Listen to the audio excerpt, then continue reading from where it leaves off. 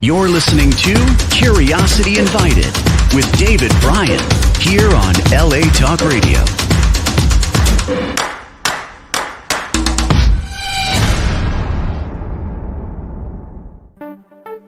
Hello, my name is David Bryan, and this is Curiosity Invited, a podcast inspired by endless curiosity.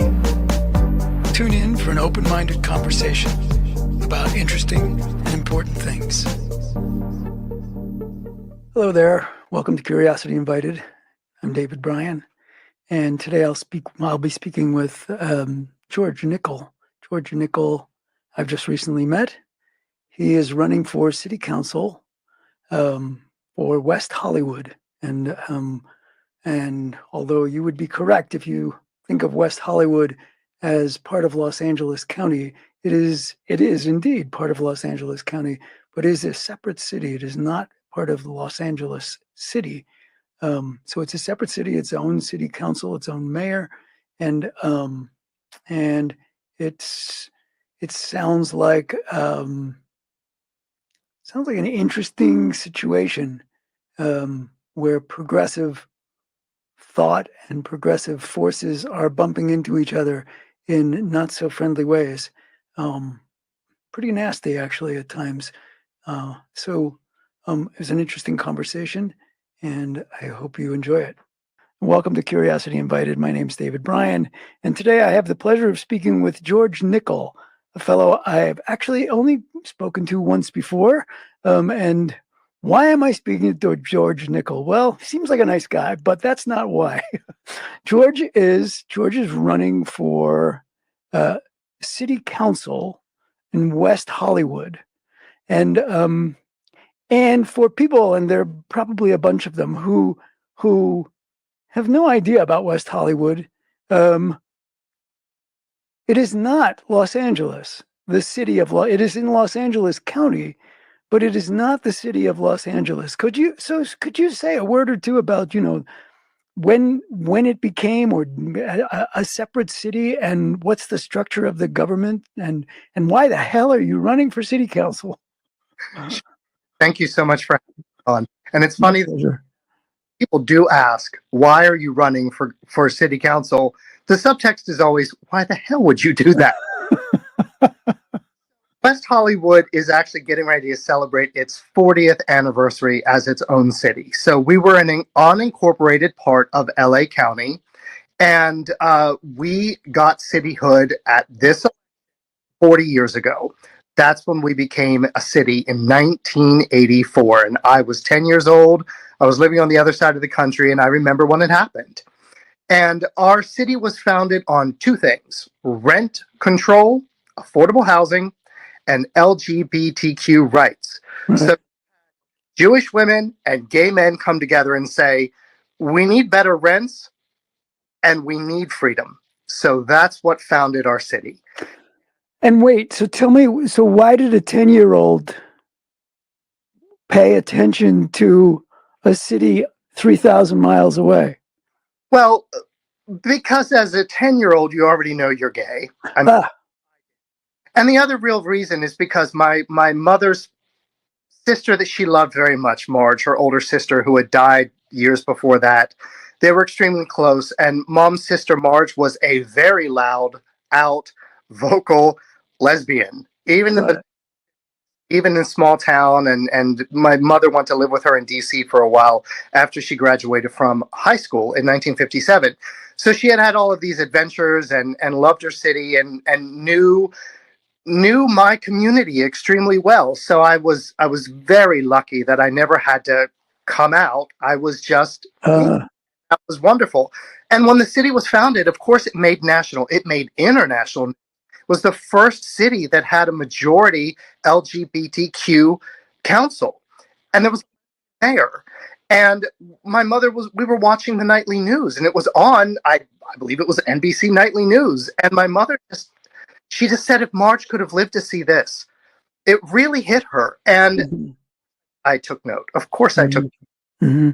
And tell me, so that sort of points in the direction of a question. So first of all, is there data right now? I mean, that the percentage of the population of West Hollywood that is LGBTQ plus. Excuse me if I've left something out, but is there a statistic for what percentage of the population is gay or gay, lesbian, Yeah, etc.? Sorry. Yeah, it's all on the city website, weho.org. All of the statistics are there. It's not a majority, but still a high portion of of all of our community. As my husband never says, "Oh, they're gay or they're trans or they're lesbian." He always says they're family. So it is still a high portion. It is not a majority. We're a very diverse city, and in fact, what I've noticed more and more over the last few years is we have a lot of families. We have a lot of straight couples, and we have a lot of gay couples and lesbian couples. I do see more children in West Hollywood. So yes, we do have a larger portion than most cities. We are still a sanctuary for my family, for my absolutely. But it's not the majority. And this was one of the things that was on my mind. I was reading through a bunch of stuff. So West Hollywood is known as a city that is welcoming of and in some ways it's one of the badges that it wears. It is a city that is welcoming to LGBTQ, the family. I'll say it too.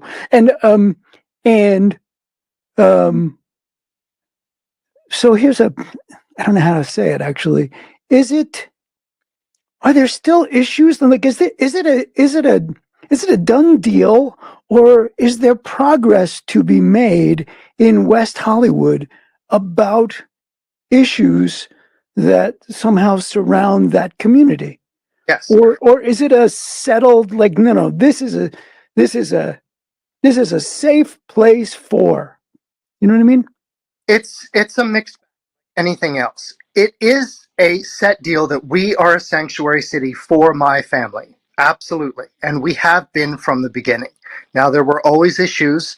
Like one of the things that I often talk about is because we're a contract city, which means we don't have our own police force. We don't have our own fire department. Right.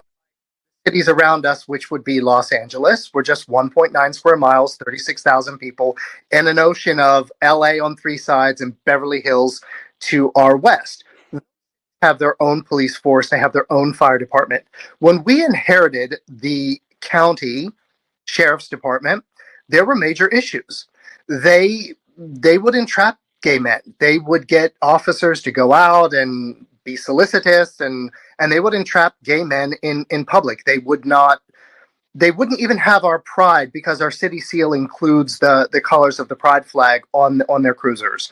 But over 40 years of hard work, that's completely changed. And our police department it has our family members, the LGBTQ community, right up to the top. And it's a majority minority force. It is not perfect, but they have sensitivity training, and they know the things that they need to.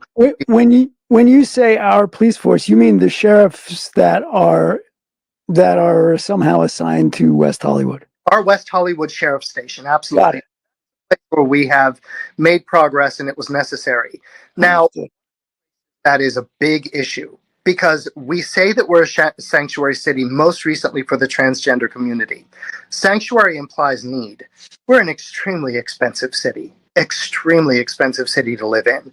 So West Hollywood, from its beginning, as I said, rent control, affordable housing, it's been there from the beginning. Unlike other cities, we've always done our best to maintain our stock of affordable housing, build affordable housing, have strong rent control, but it's still far too expensive. If somebody is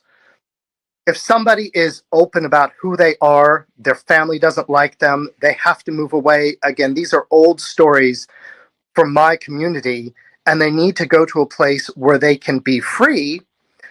How are they going to pay the rent? So there is a need to do more outreach and to always have more affordable housing.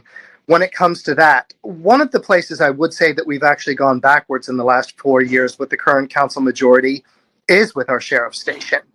we have, because we are a progressive city, and because we always look to the least among us to do for them, we've been targeted by outside forces, and they're playing a major role in the election. Oh, so what does that mean, targeted by outside forces? Can you be specific? I mean, you can mention names or not, depending upon whatever, but No, depending upon how you feel about it. But what does that mean, targeted? yeah. So there are groups that specifically wanted to come here and see how they could change things. Basically, use us as an experiment because we're open to to to to do things that they think. I'm trying to be very careful here. I hope they think that they are right, but they're social experiments, such as defunding the police. Now, I always say I have a lot of friends who still live in small town America. I'm not from California. I'm from a town in Pennsylvania on a mountain by the Appalachian Trail that currently has a population of, I think, 90 people. Oh, well. I know my best friend still lives in small town North Carolina. When they call the police as a gay man or a person of color, they want our sheriffs to show up. They don't want their sheriffs to show up. So you have these groups. There was a think tank in New York. I honestly can't remember their name right now. They had people who got on our public safety commission who was backing them. They came here and they tried to defund our police a few years ago. And all that did because they thought, and there's a question, that because they thought it would be better for the population, be safer, better, etc. It would lead to better quality of life for the people who live there, or because they want to undermine, because they don't like the fact that it's a sanctuary city. No. It is not that at all. So these people would claim to be the most progressive of the progressive. I could argue with that. I argue with that because I think that going to a place that has done 40 years of good, hard work to build the kind of community police force where residents are volunteers and work there dedicated and the police force is responsive and they understand the needs of our community, I would think that coming here and trying to dismantle that is actually against what progressives do. We perfect the things that need to be fixed. We don't tear. And do you think that is, or do you know, the roots of their efforts? Does it grow out of that the dismay that sort of erupted after George Floyd was murdered, and so there was this sort of widespread police are bad, therefore we need to eliminate them, regardless of the fact that in this particular case, you're saying the police are incredibly responsive to the needs of the community in particular. So is that accurate? Yeah. Accurate. And that's the problem. The problem is there is work to do. There is work to do in police across the country. I don't think anyone would deny that. But the problem is that if you come to the place where the work has already been done, because you have a progressive community that is going to listen, and then all you end up doing is doing harm. So we had a 137% spike in crime coming out of COVID. We had already lost police officers, sworn police deputies during COVID because there was less crime during COVID because people weren't on the street and we didn't need them. So we already had a force that was way below the national average. It was cut during COVID. And then coming out of COVID, you start to have a lot of crimes, and they're much scarier crimes. And then you have these people come here rather than going to where real work needs to be done, where it would be harder to actually have results and do real work. And they come here and they fudge the numbers on how much officers are being paid. They aren't honest about the way we pay officers, which goes down to minutes because it's a complicated thing. It's a standard contract for all contract cities in the county, which the payment of an officer includes everything down to the sticky notes used in the station. Like we don't own the station. It's a county station. We basically pay for all of it. It's a package deal. So they pointed and they said these officers are being paid far too much, and then they actually moved forward because they're including all sorts of other things in addition to the pay that actually goes into the pockets of the officers. And the pay that goes into the pockets of the officers is a good, generous pay. What they ended up doing is they did end up, the person that I'm running against, the current mayor, did end up voting to cut 2 of our officers. And he'll often say, well, I added officers. Well, he only added officers because right after that, we started getting armed street robberies even worse. There was people coming out of one of our very nice restaurants in town that's been here for decades. They were armed. They were robbed by 3 people. 2 of them had pistols. They pistol whipped them. They pistol whipped and robbed the valet. And the main guy had a semi-automatic machine gun on the streets of West Hollywood, right off of Santa Monica Boulevard. So there were a number of incidents like this. They continue, and we had to get 2 officers back. One of the people that sorry, and pushed to bring them back. So say about as far as the rights for my community, my family, when these efforts were made to defund, and you have to remember, I'm currently a public safety commissioner. Before then, I started a neighborhood watch group years ago because of crime and also quality of life issues for my neighbors. So I was already a neighborhood watch co-captain. So I spoke out against that. And when I spoke out against that, gay men who had come here decades ago, of my generation and older, I just turned 50 in June, so men of my age and older who really were not as lucky to have the parents that I had. They might have had to leave their house when they came out. They had to have that sanctuary. They came here and they saw the evolution of the police, and they saw them eventually as the kind of force that had their back. They came to me when I wrote op-eds and they said, this feels homophobic. You have an outsider, you have a straight person put on public safety, telling us that all of the hard work that we've done is not good enough. And what you have as your protection, you shouldn't have. It's not progressive enough. They felt it was homophobic. They really, really did it very personally. So we still have work to do in the city as far as that. We do need to add more sworn police deputies the moment that they're available. That's really well, maybe it's not to you, but it is a complex twist and turn there as to what counts as progressive, because to so many places in the world where sadly in the 21st century questions of sexuality and choice and those kinds of things are way out on the fringe, and the idea that somehow there has to be a fight about, is it progressive enough? No, it would only be progressive if there were no police. Like, what? I mean, it's a little wacky. And really, really bothers me is that it gives progressivism, a bad name. Yeah. I have spoken to people in West Hollywood who want to buy guns. We don't need civilians owning guns. They have every right to do it, but they should not feel the need. And these are people who are liberals, lifelong Democrats, myself. And it gives a bad name. I always say the very worst thing that you can do is to ruin a good idea is to implement it badly or to force it on people. Yeah, I am one of those. Well, I think from the outside, I think everybody who knows me thinks of me as a liberal or left leaning, or some people think I'm way left. But I am. I've had several situations in my life where, were it not for the presence of guns, I'm not sure I would be here.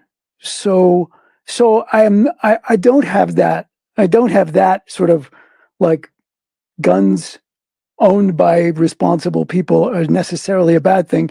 That said, I think it would be insane to have to replace, responsible, highly trained, highly practiced police officers with episodically hobbyist gun owners. I mean, nutty. Yeah, and let me be very clear that this is just residents out of fear thinking. Yeah.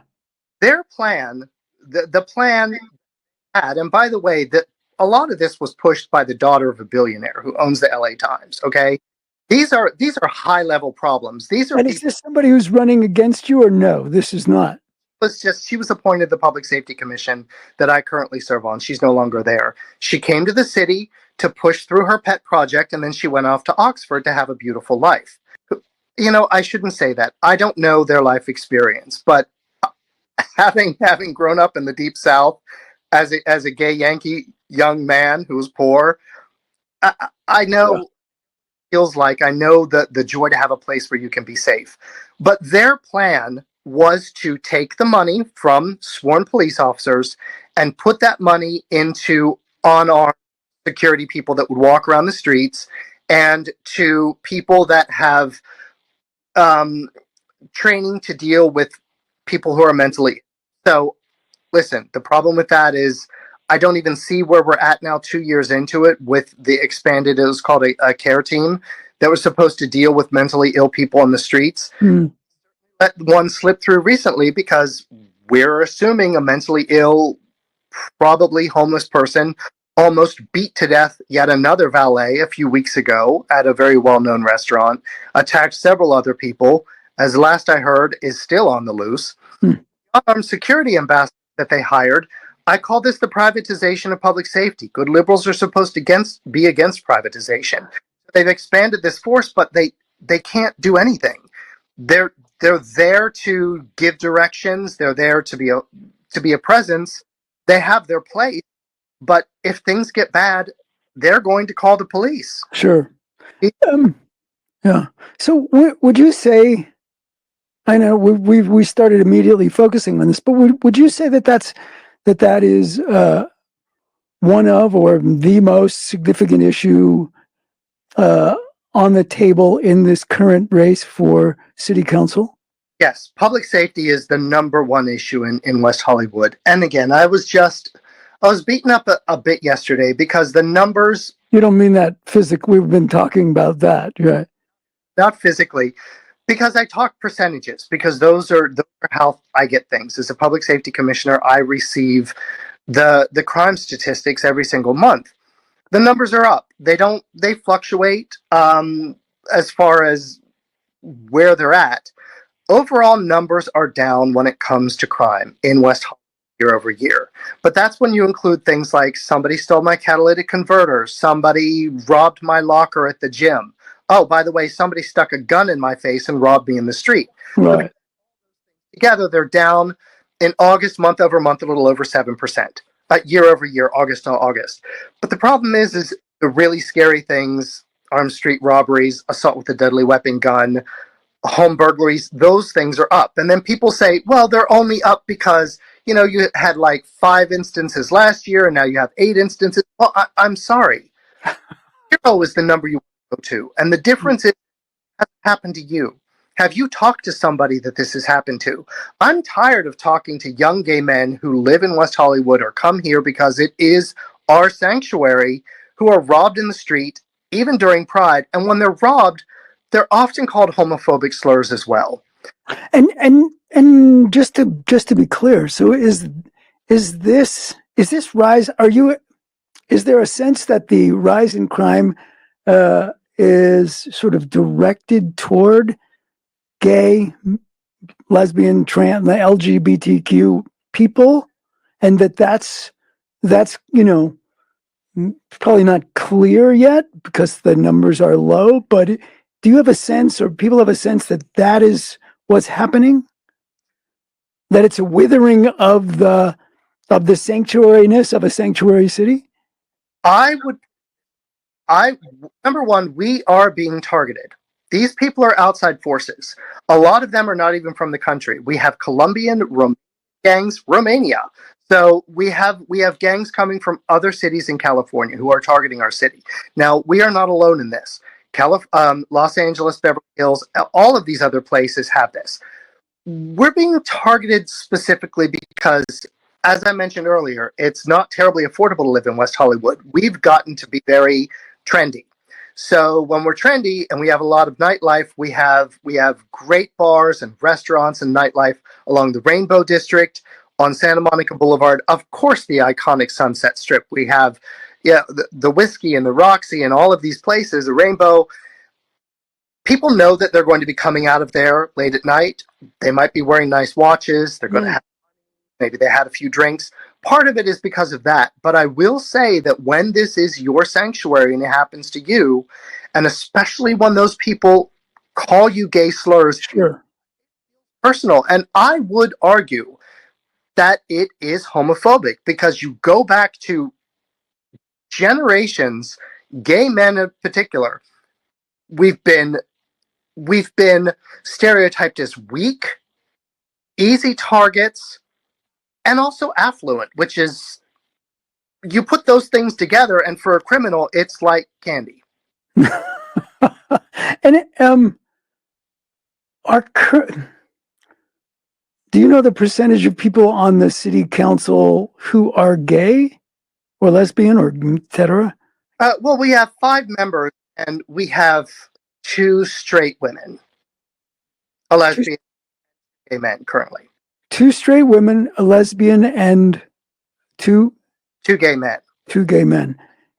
As far as I understand the makeup. And there are how many seats are open at the moment? That are open. One of them, an incumbent, is not running, and she has her chosen candidate that is running for that seat. And then the other one is the current mayor, Mayor John Erickson, who is running for re-election. It would be his second term. He was elected 4 years ago. And when you say she has her chosen candidate, that means she's backing a particular person. It's not like she can. Yeah, no. Get them. Yeah. Okay. You know how I talked earlier about those outside influences? One of the main, a union, and I hate to even say union because I am pro-union. I represented actors for years as a manager. I trained as an agent. I worked closely with SAG, AFTRA. Unions made my life a lot easier because they always had the back of my clients. I am a lifelong Democrat, okay? That means I'm pro-union, of course. I come from the blue collar of the blue collarist background possible. Right. I'm pro-union, but these people don't operate like a union. They move into cities. They try to take over city councils, which they did 4 years ago. 3 of the current 5 members are completely by this union. One of the members was basically moved here to run for city council. I think the first time she voted was for herself in the city. So the union is backing current mayor and then the guy that was put there to replace the incumbent who isn't running. And why does the union want? Why does the union want more power in the city council, more power in the city? Why? What do they want? What do they want to do that you're not doing?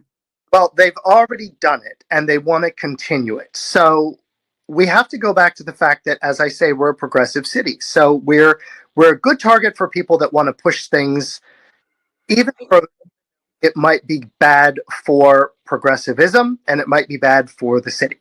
So, and you also have to remember that one of the main ways the city of West Hollywood makes its money, and we're very lucky. We have a surplus in our city. We're a wealthy city. People love to come here. We're a beautiful place. We have a lot of nightlife, great hotels. We make a lot of money from those taxes that are raised in the hotels. So there are a lot of workers in those hotels. So what the union did when they in Unite Here Local 11, they did not negotiate with the hotel workers. I mean, with the hotels. The hotels were willing to negotiate because they had backed the majority of council, and council were there. They basically just negotiated with council, and they pushed through this hotel ordinance, which is complicated and actually and very difficult for the hotels to operate. But what's more important, what has really harmed the city, is they pushed through a minimum wage ordinance. And I've seen the men and the women who own these local businesses. As I say, if you work beside the people that you hire, you're a mom and pop store. You have one location. It's a unique, interesting place that you can only find in West Hollywood that people come here for. It might have been around for decades. those people who own those places went before city council and they said, listen, people need a raise. Now I'm talking about, after COVID, inflation starting. I went to my boss and said I need a raise. Everyone did. They did not have a problem with raising the minimum wage. Not a problem. There were other things that this union pushed through, things like paid time off for part-time workers, which get really, really complicated for a mom and pop business. And yes, they were able to say that they had an exemption to it, and so they had a year to get ready. But still, the bottom line is they're paying 20% more to operate a business in West Hollywood than Beverly Hills. Half a mile, a few blocks across the border. We're competing with businesses right over there. We're competing with businesses in Los Angeles. Our wages are way higher, but all of the things that they have to do are far more complicated and cost them more to operate. So they pushed this through because they had control of council. The woman who is the incumbent, who is not thankfully running for re-election, she sat up there and she looked at these mom and pop store owners and she said, I am unwilling to negotiate. And that was it. That was it. It was pushed through.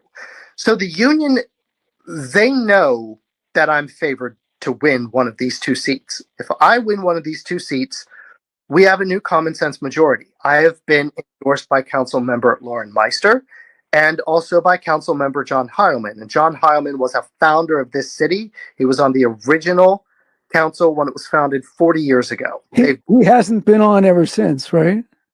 Almost every. Wow. But there have been a few years here and there where he wasn't. No. So we would have a new common sense majority, and they know that we would have to relook at the paid time off portions of that.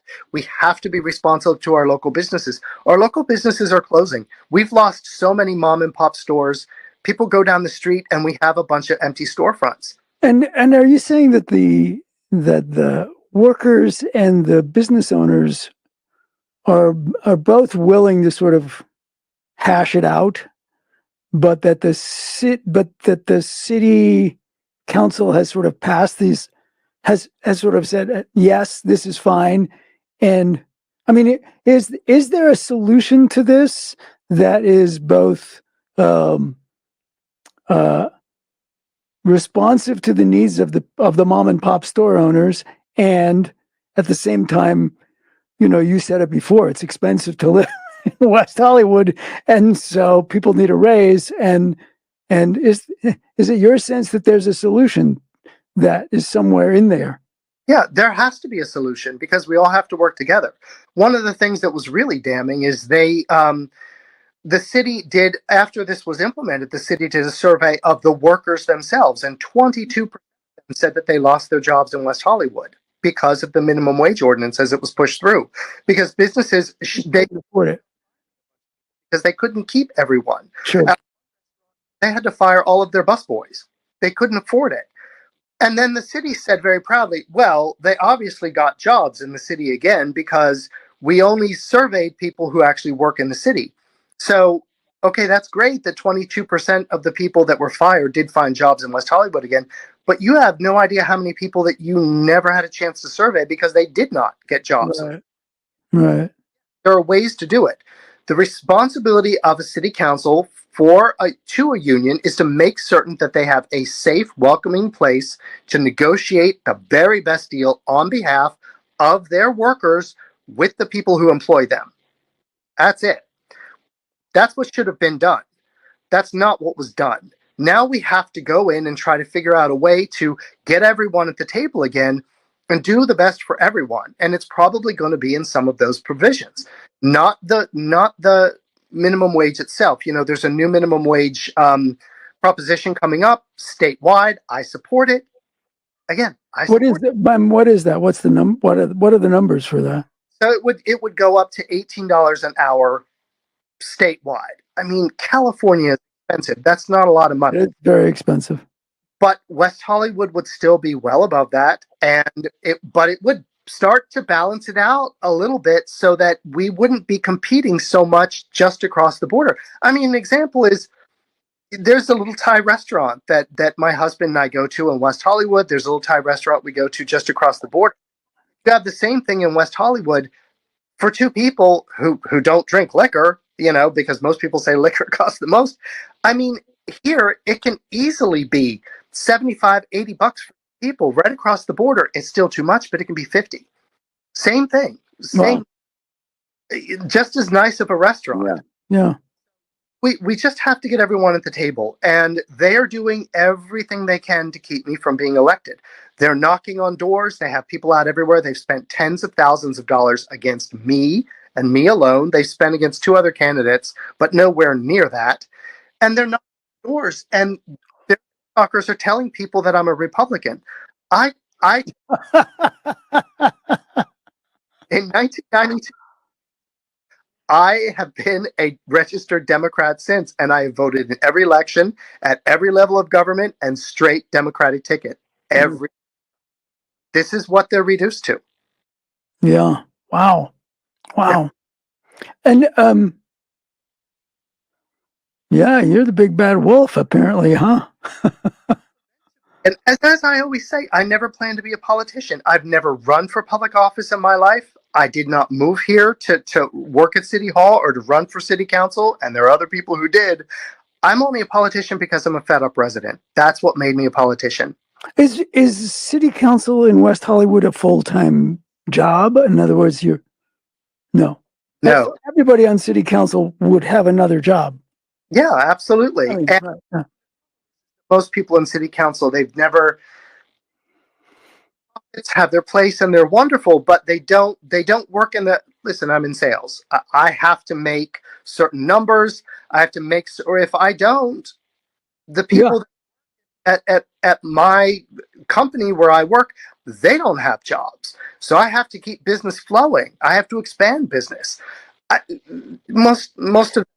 Is there an anti-business attitude of some of the people that are opposing you, or is it, or is the damage to businesses sort of epiphenomenal, right? It would be the consequence of what they're doing, and not they're out to undermine because business is bad. Well, that's it. They absolutely have been creating divisions where there should never have been divisions. Absolutely. It's the people against the police. It's workers against business. It's them. It's really nasty. They've been doing it now for at least the last 4 years once they gained complete control of council. And yes, the rhetoric against businesses is they make here's the real problem. They make no difference between Target. We have a Target in West Hollywood, and hi, I have a dry cleaner that my father founded, and I hope to pass along to my kid. It's one location. We've been here for 35 years. Right. They talk about all of these businesses as the way I always put it, because I love history. It's sort of like we have the robber barons and the Wobblies in West Hollywood. They truly talk in dialogue from 120 years ago. Yeah. It's crazy. And that's just not the way it works. And the other thing I would say is that all provisions, if they're putting them in, they should have tiered them. You have so many workers, then you pay this much. You have so many because not everyone can operate the same way. Sure. And what going to do is make us a city of big box stores because they're the only people who are going to be able to eventually afford it. And I don't know if you've ever seen. There's a documentary called Walmart: The High Cost of Low Prices. Oh, absolutely. And that's often the consequence of those big box stores. Is then suddenly the small people can't compete, and now you've got a decimated. And that's is it the case? So you walk through Santa Monica now, and I lived there in the past, and it was thriving and phenomenal. And now it's a little terrifying to see the numbers of empty storefronts, closing business, clearance sales. Is that a phenomenon that's happening in West Hollywood, or no, or not yet? No, and I understand that they had. I don't know all the details about the people that served on their city council, but from what I have read, is they've been through this up and down like we had. That they had people pushing these things, defunding and everything else there as well. The city suffered for it. There have been serious crime issues that they've had. And in fact, within the last year or so, that Santa Monica City Council, I understand they have a very level-headed mayor now who often speaks about these issues in the way that's common sense to me. But they actually got rid of their block by block security forces, the people that were hired to sort of, as they claim, oh, we're going to cut the sworn deputies and we're going to have an unarmed response. So they had gone through that too. They had a spike in crime. They got rid of them completely. Now, I'm not advocating to get rid of ours, because here on the east side where I live, which is traditionally the most economically depressed, or the I always just say the least trendy. But years ago, when we first hired those forces, they would do bike patrols through our neighborhoods. They were responsive to, listen, I think that there's a homeless person in distress on the corner. Can you check on them? They were very good at things like this. But once they were held up as, we're going to get rid of these sworn police officers and we're replacing them with these unarmed people, they got a really bad rap, and they don't want it. They are not think they're police. They don't want to be police. Yeah, we're having a lot of the same problems in West Hollywood as Santa Monica has dealt with. I mean, you go to 3rd Street Promenade, it's not what it was 20 years ago. Oh my God. I mean, honestly, I really found it terrifying walking through 3rd Street Promenade. Sort of my last reference to it was when I was living there, which was 11 years ago and 12 years ago. And it was packed. It was thriving. It was festive, and you could practically hear the coins dropping from the sky. Commerce was big and vital, and there were places for people to go. And there, I mean, I couldn't believe the number of empty storefronts. I mean, it might have been 40%. I mean, as I was walking through, it was just like, what? And it was relatively empty. Mm-hmm. Not empty, but relatively empty. Yes. It was amazing, really. And if somebody were to come back to West Hollywood after, say, 10 years away, they would have a very similar reaction here. The Sunset Strip, the famed, amazing, legendary Sunset Strip, is dead. Really? It's dead. We have got to do all that we can. And the other thing, as I say, is, having been in business for years myself, when you're starting it's not just a matter of keeping the businesses we have here, it's attracting new business. Sure. One of the main things that you need to be able to do when you're starting a new business is you have to be able to plan 1 year, 2 years in the future. It may be a while before you even start to make money. You have to be able to plan. Well, if you have a city council that is suddenly going to pull the rug out from under you, completely change the way you hire people and everything else, because an outside force suddenly decides that, oh, I put them in office and now this is what I want them to do, you can't attract new business because you have no. Yeah. If I'm the business person, I'm looking elsewhere. And you have forces that are beyond all of our control, like technology. Amazon has changed everything. Totally. So mortar stores, when they do survive, they're going to have stuff you can't find anywhere else. Now, the thing that makes that a little more difficult is a really unique store with handicrafts or whatever else, or something you can only find anywhere else. It's a hard proposition.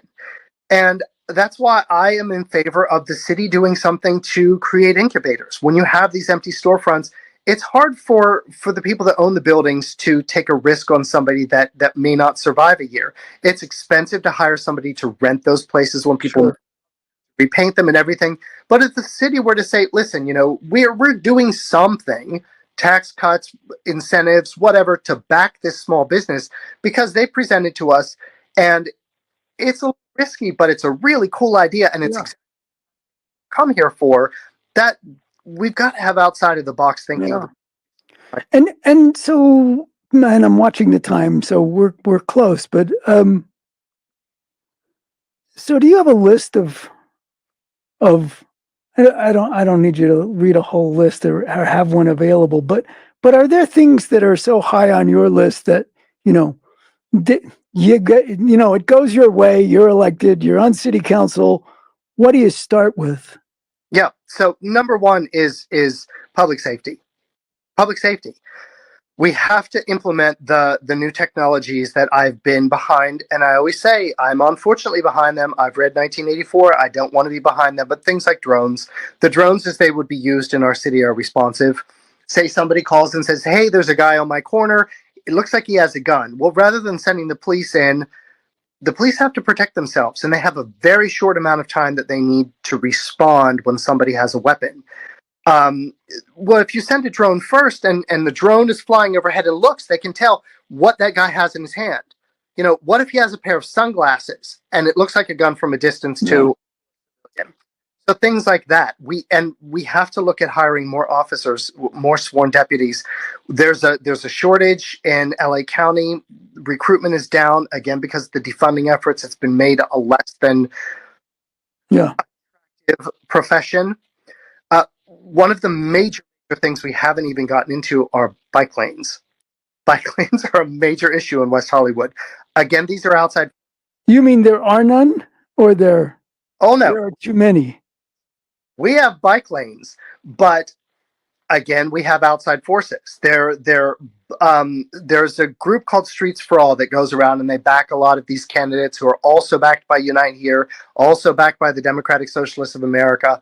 They back a lot of these candidates. They put money behind them. Listen, I participated in their forum. I will go anywhere and speak to anyone, and they are backing the two people that Unite Here are backing completely. And what they want is one of our streets is Fountain. Fountain is a very well-known street in West Hollywood. People use it. Traffic is there's a lot of traffic in West Hollywood. So what they do is they want to take away car lanes. So they want to take away most all the parking, if not all the parking on they want to put in protected bike lanes, and they want to reduce the traffic, the car lanes, to one in either direction. Oh, wow. And they claim that it's going to help climate change. Well, all it's going to do is have cars sitting, idling, spewing out fumes. Wow. It is going to be an absolute disaster in every single way because you already can't find parking. There's not been proper outreach to residents. And the kicker is they have not even had proper outreach to our first responders. So when you put in those protected bike lanes, if you're on the street and you think of a fire engine, an ambulance coming behind you, what do? You pull off to the side. You let them take as many streets as possible. Number one, there's a protected bike lane. Number two, you've already reduced the number of roads that these big rigs need to get through. They want to have input. They've not been talked to. And the current mayor says that I'm running against, he always says, well, there are no plans yet. Well, there are plans enough to get an $8.2 million grant from the state to do this. And in the grant, it specifically says, we're taking away parking, we're putting in bike lanes, we have a start date, we have an end date. Those are plans enough. They don't want no's for an answer, so they don't talk to the people who don't want to do it. Mm-hmm. They have residents properly. They've not talked to our first responders. There's a little street by me where he voted to take away 56% of the parking without letting the people know, and his flippant answer was, well, they have to care and they have to understand the project. Well, no, you don't expect your city council to do things to you like that. Well, George, what else is there that you want to say before we sign off?